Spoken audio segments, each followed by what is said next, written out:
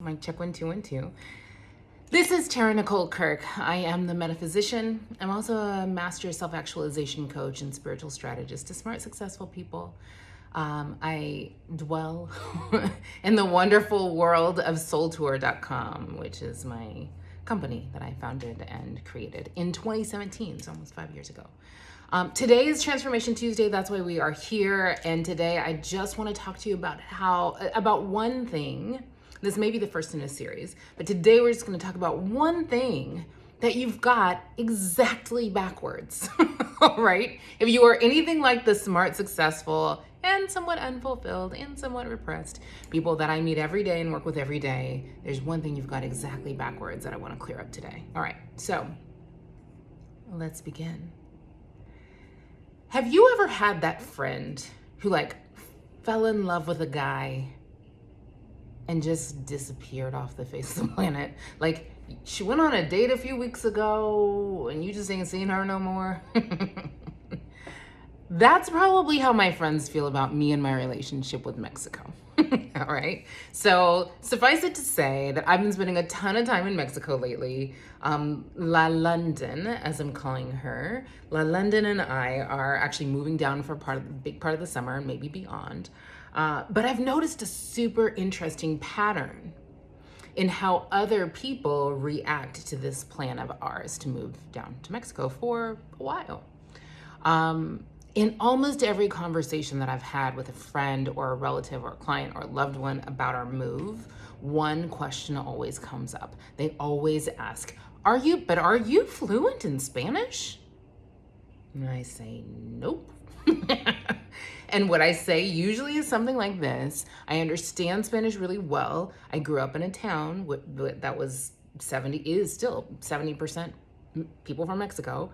But my spoken Spanish is muy mal. It's real bad. Until I'm there a couple weeks and then it's really good.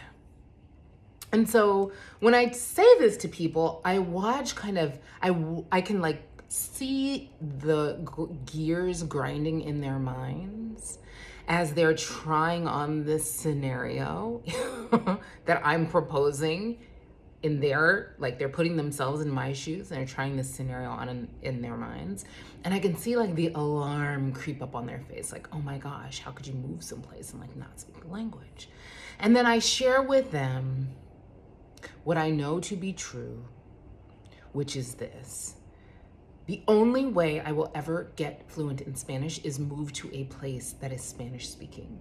Okay, so sure, I have a ton of friends here in the United States of Oakland, California, where I live. I have a ton of friends who speak Spanish, but you know what? They don't speak Spanish with me for two reasons. One is their English is far superior to my Spanish. And two, it's just not their job to practice with me. That's not their job. So once I decided it was important to me to be fluent in Spanish, once I decided to get really serious about that, once I decided that I wanted that for London too, then my next steps became really super clear. Not only would we move at least part-time to Mexico, we would not be moving to Baja or to any of the other resort areas where you can basically live your whole life for decades and never speak a word of Spanish. All right. So I started looking for a town for kind of a different thing. I started looking for a town that had the mix of some city luxuries and creature comforts that I love, and was very naturally beautiful, where the life and culture were very outdoors focused, which is important to me. And I added to that, I did not want it to be a place that had a large American expat community. So I started looking for a place with that had those characteristics, and also had a preschool that was a good one, that would allow London to drop in for a couple months at a time and get fluent in Spanish in the process. I started looking for a place that had great internet and beautiful hotels and resorts, and a really rich private club life, because private clubs are self-care, quiet as it's kept. That's one of the codes I cracked some years ago and continue to crack. Private clubs and country clubs equal self-care. Catch that principle. Because I wanted a place that had good hotels and good resorts that I could collaborate with for retreats. for the retreats. I run retreats with my individual coaching clients, and I run, group coaching retreats at Soul Tour. So my criteria for a place became really, really clear. And I found that place. I found that place. So I found this place that's like a very nature focused, Spanish dominant community in Mexico, with like 60,000 people and 3 country clubs, which is like that's a very Tara style per capita ratio, with a single American in town. And in fact, I walked into this coffee shop one day and the single American in town like saw me across the room. I hadn't said a word, and he was like, where are you from? And he and his wife had us over for dinner that night, which is like lovely. And it's a luxurious place with no Americans. That's what I was looking for, right? With lots of horses and tennis and swimming and good internet and a Tesla charging station, and all within a day's travel from our home in Oakland. And I found this place with a few Google searches, but then I went to this place and I didn't know a single soul in town when I went there. Honestly, I didn't even know a single soul who had been to this town. But I geared up and we flew down anyway, just to do a vibe check. So I want to call this out as just like a side point, because I know so many people are exploring where they physically, geographically, where they want to be right now, that we have, tons of freedom to be where we want to be. Do not try to sit in a room and research your way into the perfect place to move, especially if you're like looking to move, actually, whether you're looking to move to another city or to another country.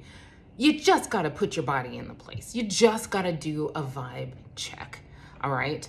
And honestly, when you do too much, I find like the Facebook groups and the expat groups and all that stuff can be really useful, but it's also putting too much emphasis on what other people say about their experience in a place does nothing but invite their energy into your energy, right? Like for years, I've had the mantra, I'm in love with everyone and everyone is in love with me. I have traveled the world and fallen in love with the world and with the people of this planet that way.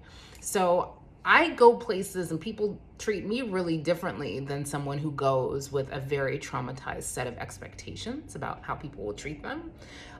So I try not to like do too much. How did you find it there? Did you think the people were friendly? Because even in my hometown in Oakland, I'm in love with Oakland and Oaklanders, and they are in love with me in London, and other people do not necessarily have that same experience. So don't put too much emphasis on somebody else's experience of a place. Put your body in the place. Do a vibe check. All right. So that's what we just did. We put our bodies in the place to see how we felt when we were in that place. And the other thing I guess I'll share as part of this process of exploring place is don't make every decision have to be the decision for the rest of your life. Don't like sell your house and go, run away and join the circus, as we would say. Just go to the place for a week or 2, and then maybe go back for a month if you can. And then like try it on, make it be gradual, make it light, keep it playful, and see what happens, and see the inspiration downloads that come, and then act on those. So I set the intention for our trip. I set several intentions for our trip. One was the invitation, always, always, always. I said this one every day. Spirit, show me the way. Infinite Spirit, show me the way. Let us learn what we're here to learn. That's the other intention I set that was super helpful for this trip, was I'm just here trying to learn what it's like to travel with a 4-year-old and trying to learn if this place could be a good vibe fit for us. So it's successful as long as I learn some stuff, right? Which is a very different energy of being like, I hope this place is the place. No, dude, just like, let me learn what we're here to learn. Let the places that are our right places, let them woo us. All right, let the world woo you. So I set the intention with Spirit, show us the way, with this idea that the whole trip was a learning experience and that we couldn't fail. Then I paved the road for the journey with this intention. Everything is always working out for us. Everything is always working out for us. And then I lightened things up a little bit with this one. Ya veremos. We shall see. We'll just see how it plays out, right? Who knows? All right, so then we checked into our Airbnb and we did see. We saw the neighbors roll out the red carpet. We saw the schools open welcome, warm arms. We saw long-time locals when I would ask them, hey, so I'm thinking I might move down here for a few months. What do you think? You think I'm crazy? And they'd be like, you will be very happy here. You would be very welcome here. I probably had 4 different people tell me some version of that sentence. 5. In a week's time. You would be very happy here. You would do very well here. The local shopkeepers, the business owners, people opened warm arms. People encouraged us to be there. They invited us to their homes for dinner. They gave us their numbers for play dates. They told us why they loved their specific neighborhood and why we should consider living there too. They made space for London in their gymnastics classes and kiddo parkour. They offered business partnerships. Would you like to collaborate on this? Hey, we do this. We looked you up. Like, this would be kind of cool. Do you want to do some stuff? And all this was possible because we were willing to go to a place and do something new, try a new thing without being ready, like in terms of our Spanish speaking ability. What would have happened if I had imposed this false prerequisite on myself of I gotta be fluent in Spanish before I can move to Mexico, right? Like, what if I had decided to just get a 1 time a week Spanish tutor and do Duolingo all the time and then not make any moves until I was fully fluent in Spanish? Let me tell you what would have happened. We'd just be waiting. We would be waiting for years because, first of all, language fluency without immersion in that language is very nearly impossible or takes many, many, many, many, many years. That by itself is a word for someone. Fluency without immersion is not a thing. Fluency without immersion is not a thing. So as with so many of the house rules of the universe, that's what I call spiritual law, most people think about being ready to make a big life change exactly backwards. All right, this is the moral of the story today. You don't get good at Spanish so you can move to Mexico. You move to Mexico and that's how you get good at Spanish. You can't always just sit in a room and try to cook up a 20-year perfect life plan and count on getting crystal clear on your life's vision and purpose and how you can do it before you start doing your dreams. It's exactly the other way around. You just take a freaking step toward doing your dreams, toward doing whatever dream feels current and high vibe and electric to you right now. And that's how you kickstart the process of getting clear on who you really are and what you really want out of life, why you're really here. It is not even possible to get really good at the things you want to be able to do, the things you want to get really good at, before you start doing them. You only get good at them by doing them, all right? And all along the way, you start to realize that, wait a second, life is really delicious when you just do stuff because you want to. And when you don't, it doesn't even, life gets delectable when you stop caring whether you're good at those things.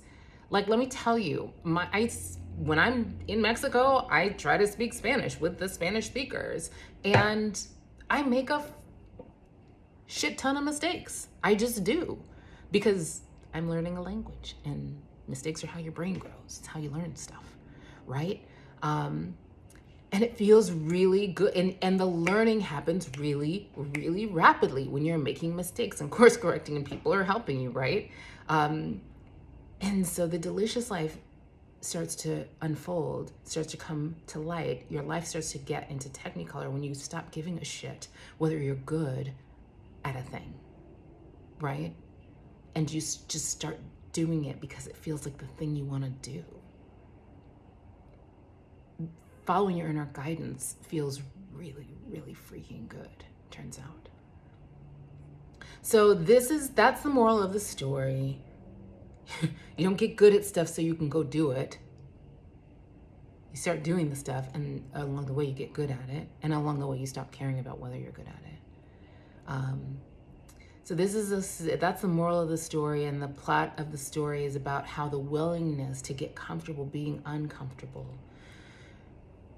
about how the willingness to expose yourself to the possibility of some mistakes, some things that are unwanted plot twists and turns along the way, about how the willingness to trust that it will all work out even despite the plot twists, or maybe because of the plot twists along the way, about how the willingness to surrender to a little disorientation or a lot of disorientation, a lot of that feeling untethered, especially if you're a person who was a spirited and gifted child, right? You're used to doing things really well to earn, and you're used to doing things really well and having them be perfect, having your performance be perfect to earn the delusion of love and attention and affection and approval from others, because that's how you got it when you were a kid, and then you got it when you were in school, and you got it when you were in college, and you got it at your job, and you still get it at your job that way.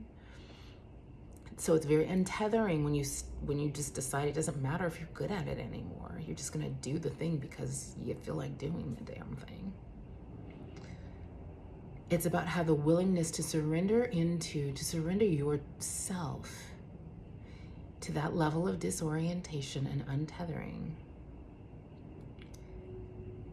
Surrender yourself to that level of trust that it all works out for you, not just in the end, but all along the way.